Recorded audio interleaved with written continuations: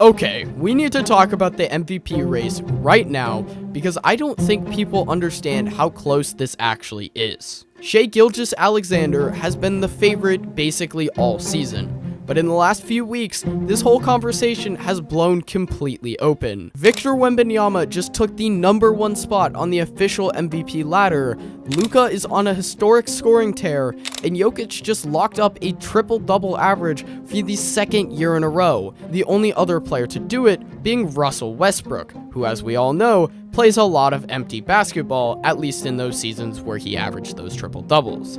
But let me remind you, this year is not over. So I'm going to break down all 4 cases and then tell you where I think the MVP actually lands. I'm a really small YouTuber at the moment and I want to grow this channel into something big. Click that like button and subscribe if you want to see more. Anyways, on to the video.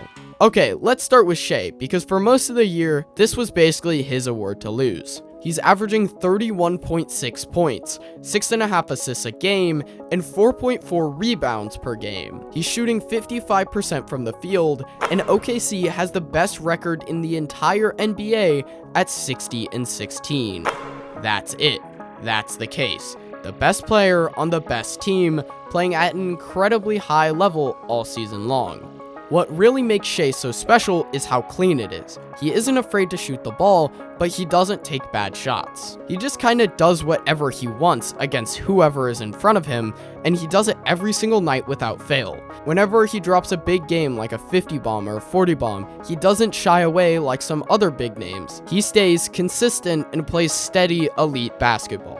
The only reason he is not running away with the MVP trophy right now is because the other 3 candidates have made insane cases in the recent times. But here is the bottom line on Shai. If you're a voter and you want to give it to the best guy on the best team who's the most consistent, the answer is Shai. Simple as that. But if you're looking for the most valuable player, that might land somewhere else. Now we have to talk about Victor Wembanyama, because if he wins this award, this would be historic. Wemby is 22 years old. He's in his 3rd year in the league, and he just took over the #1 spot on the NBA's MVP ladder. In March, he was averaging 28 points, 11 rebounds, and was also blocking over 4 shots a game.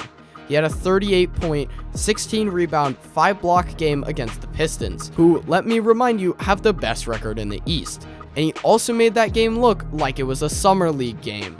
And it's not just about the scoring, it's also about the defense. He leads the league in blocks by a mile.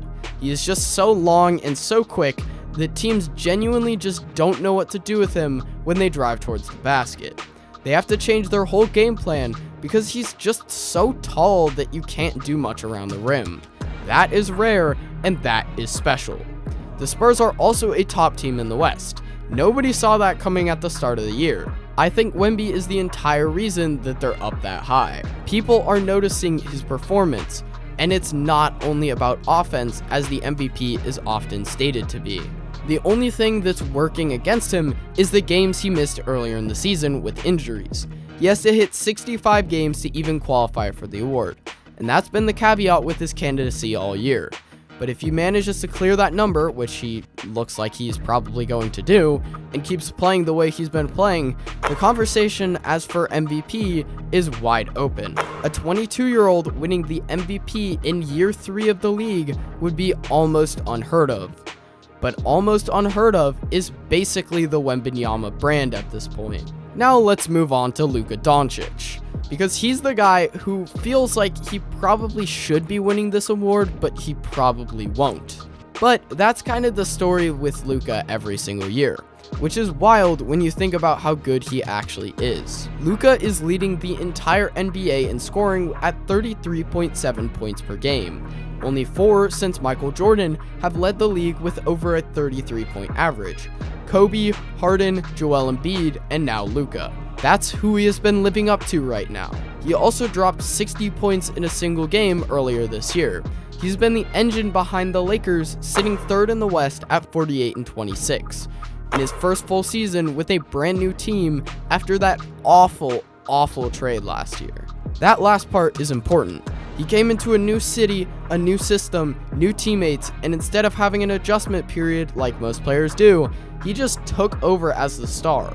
From day one, it was Luka's team. And as a part-time Lakers fan, it's weird to see that LeBron is the third scoring option at the moment, but honestly, it could lead to a chip down the line. Right now, his numbers say MVP. His highlights say MVP. The only problem is that voters look at both sides of the ball and they look at the team's record. Luka is notoriously bad on the defensive side of the ball. And with the Lakers sitting third in the West, it isn't as strong as OKC or San Antonio, but he still has a brief chance. And then there's Jokic. After his possible snub last year, I made a video on that, he quietly did something that has been done only one other time in NBA history. He's back to averaging a triple-double again. He averaged one last year too. The only other player to do it back-to-back seasons is Russel Westbrick, who I said did it in inflated stats by running up and down the court hunting for those empty stats. Jokic does it by playing good, complete basketball, and he does everything the right way. His numbers this year are 27.9 points per game, 12.9 rebounds per game, and 10.8 assists per game. He leads the league in rebounds, he leads the league in assists, he leads the league in triple-doubles with 34 on the year, and the Nuggets score 13.5 more points per 100 possessions when he's on the floor compared to when he's off. He had a game earlier this season where he put up 55, 12, and 6. And he did that before the fourth quarter even started. The only problems with Jokic is two things. One, Denver's record isn't as strong as the other top teams. Two, voter fatigue. He already has 3 MVPs and he was the runner-up last year. Voters have a real tendency to give the award to a newcomer or give it to someone who has less when it's really close. With Shai and Wemby both having crazy years, the narrative is slowly pointing away from him. But let me be clear, if Jokic were doing this in a vacuum with no prior history, no previous MVPs, no we've seen this before Jokic, he would be the front runner, no question about it. So who actually wins this in the end? Honestly, this is the closest the race has been to undecided with 1 or 2 weeks left in a very long time. Wemby is the number 1 on the official ladder right now. Shai has the best betting odds. Luka just broke a record that was held by Kobe for points in a month. Luka is putting up crazy numbers that no one's touched in a decade. Jokic just made history along Russel Westbrick. So if I had to pick one, I think Shai wins it for a back-to-back season. OKC having the best record in the West is a massive deal for voters. He's been the most consistent performer over the full season. That consistency matters a lot. But if Wemby can keep his consistency, hit those 65 games, and keeps putting up insane numbers every night, this 22-year-old could maybe pull up one of the biggest upsets in MVP history. The last little bit of this regular season matters a lot, probably more than any week in the regular season has in years. But as for Rookie of the Year, one certain name has stood out like crazy. But I'm running out of time here. So click that like button and subscribe and comment to boost the algorithm if you'd like to see more. But thank you so much for watching. This has been OHB Sports. See you guys next time.